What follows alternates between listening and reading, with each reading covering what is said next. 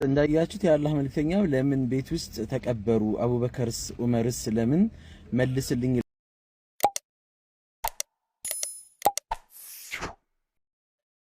በትላንትናው ዕለት ወደ አኽራ ሄዱት እንግዲህ ተቀዳሚ ሙፍቲ ሀጂ ኢድሪስ በእሳቸው የቀብር ስነስርዓት ሁኔታ በጣም ብዙ ውዝግቦች እየተነሱ ይገኛሉ። እንግዲህ የእሳቸው ቀብር የተከናወነው ኃይሌ ጋርመንት በሚገኘው መኖሪያ ግቢያቸው ውስጥ ነው እየተባለ ይገኛል። ይሄ ደግሞ እንዴት ሆነ የሚል በጣም ውዝግብ እያስነሳ ነው የሚገኘው። እንግዲህ ምክንያቱም ሌሎች ሰዎች ለምሳሌ እንደነ ሀጂ ሙሐመድ ሳኒ ሀቢብ፣ እንደነ ሀጂ ሙሐመድ ሰዒድ፣ እንደነ ሼክ አደም ቱሉ፣ እንደነ ሀጂ ዳውድ ምናምን በሙስሊም መካነ መቃብር ኮልፌ ነው የተቀበሩትና የእሳቸው ለምን ለየት አለ ወደፊት ሌላ ችግር አይፈጥርም በሚለው በጣም ውዝግብ ተነስቶ ነው ያለው። በአሁኑ ሰዓት ላይ የእሳቸው ቤት ውስጥ የመቀበር ጉዳይ በጣም ለየት ተደርጎ ሙስሊሙ መሀል ላይ ከፍተኛ ውዝግብ አስነስተዋል።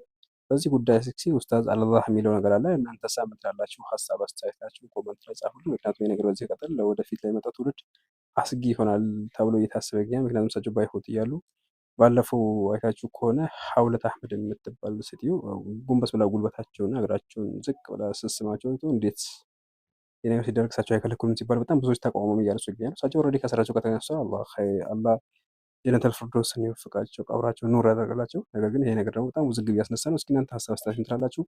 ከዚህ ቀጥሎም ያለውን የኡስታዝ አህላን ቪዲዮ እስኪ ተከታተሉ። አሰላሙ አለይኩም ወራህመቱላሂ ወበረካቱ። ሸሪዓችን የተወገዘ የሆነ ተግባር ነው። በሀጂ ሙፍቲ ሞት ብናዝንም እንደ አንድ ሙስሊም አላህ ይዘንላቸው እንላለን። ነገር ግን የእሳቸው ሞትን አስከትሎ ንዛዜያቸው ተብሎ ቤተሰቦቻቸው ወይም አጋሮቻቸው፣ ወዳጆቻቸው የሰጡት መግለጫ በጣም የሚያስከፋና በሸሪዓችን ውግዝ የሆነ ተግባር ነው። ነቢያችን አለይሂ ሰላም ላ ተጃሉ ቡዩተኩም መቃብረ ብለዋሉ። ቤታችሁን መቃብር አታድርጉት ብለዋሉ።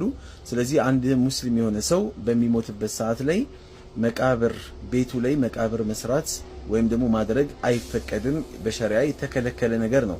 ይሄ ነገር ለብዙ ነገር በር መክፈቻ ይሆናል።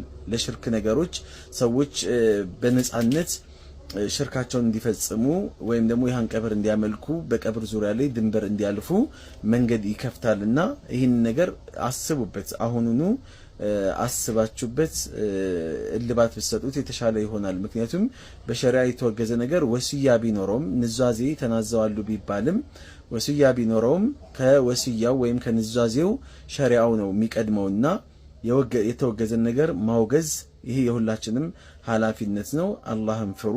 በጣም ከባድ የሆነ ነው። ለብዙ ሰዎች መንገድ መክፈቻ ነው የሚሆነው። ጣዖት እንዲደረግ ፈልጋችሁ ነው? እንዲመለክ ፈልጋችሁ ነው? ምንድነው የታሰበበት ነገር? ሸሪዓው ነው የሚቀድመው ወይስ ወሲያው ነው የሚቀድመው? ይህንን ነገር ማገናዘብ ያቅታችኋል የሚል እምነት የለኝምና ይህን ነገር በአስቸኳይ እልባት እንድትሰጡት እኔ የራሴን ኃላፊነት ለመወጣት ያህል ነው። አላህ እንግዲህ ቀጥተኛው መንገድ አላህ ሁላችንንም ይምራን። ወሰላሙ አለይኩም ወራህመቱላሂ ወበረካቱ።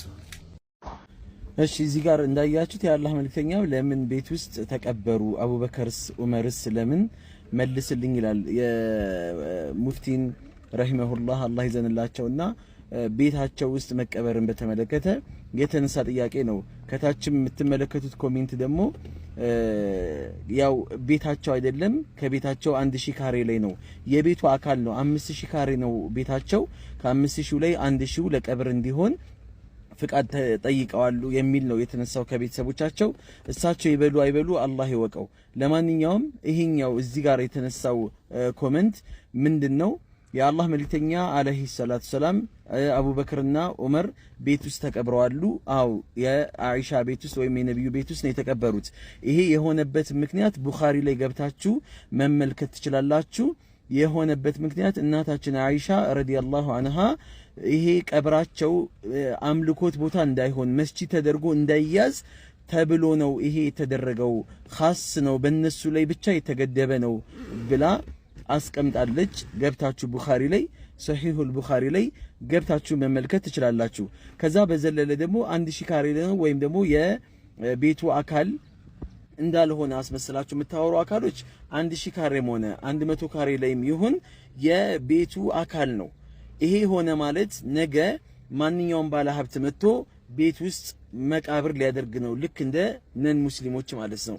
ይሄ የራሴ መቃብር የራሴ ቤት ላይ አድርጉልኝ ብሎ ይሄ መያዝ ሊጀምር ነው። ይሄ ሆነ ማለት ደግሞ የሙስሊሙ መቃብር ህልውና ውስጥ ሊገባ ነው። ሰዎች የየራሳቸው መቃብር አጥረው ሊቀመጡ ነው። ይሄ ደግሞ በሸሪዓችን ከባድ እርግማን ያለበት የአላህ መልእክተኛ አለይሂ ሰላቱ ሰላም ሊሞቱ ሲሉ لعن الله اليهود والنصارى اتخذوا قبور انبيائهم مساجدا አላህ ይርገማቸው ብለው የተራገሙበት የሆነ ጉዳይ ነው። ሌላው ስጋቱ ምንድነው? ጭንቀቱ ምንድነው ከተባለ በነጻነት ቀብሩን ለማምለክ የምትፈልጉ ሰዎች ለናንተ ይመቻል። እሳቸውም በህይወት እያላችሁ ስጁድ ያደረጋችሁላቸው ሰዎች አሁን ደግሞ ከሞቱ በኋላ ቀብራቸውን አፈራቸውን በጥብጣችሁ ለመጠጣት ይኸው እዚህ ጋር ኮሜንት ላይ ለኔም ከቀብሩ ከአፈራቸው 1 ኪሎ ይቀመጥልኝ ለተበሩክ ተብሎ መቃሙ ስለማይቀር ብሎ እዚህ ጋር አንድ ወንድማችን ጽፏል። ገና ካሁኑኑ ይኸው ይህንን ነገር ሰዎች እያመቻቹ ነው ያሉት። ስለዚህ አላህን ፍሩ። የማንም ቀብር ሊመለክ አይገባውም። የማንም ቀብር ሊደርስልን አይችልም።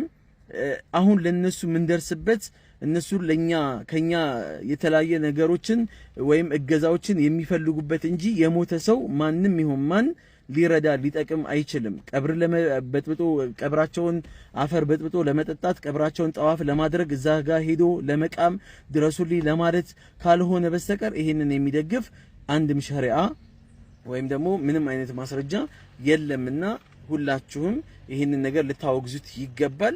ያንተ ንግግር ምንም አታመጣ፣ ምንም ተጽዕኖ አይፈጥርም። እኔ ወማ አለ ረሱል ኢላ البلاغ እንደተባለው እኔ ማድረስ የራሴ ኃላፊነት ነው። ከዛ ውጪ ያለውን አላህ ይወቀው። እንግዲህ ኃላፊነትን እወጣለሁ። ሁላችሁም ኃላፊነታችሁን ተወጡ። ሰላም አለይኩም ወራህመቱላሂ ወበረካቱ።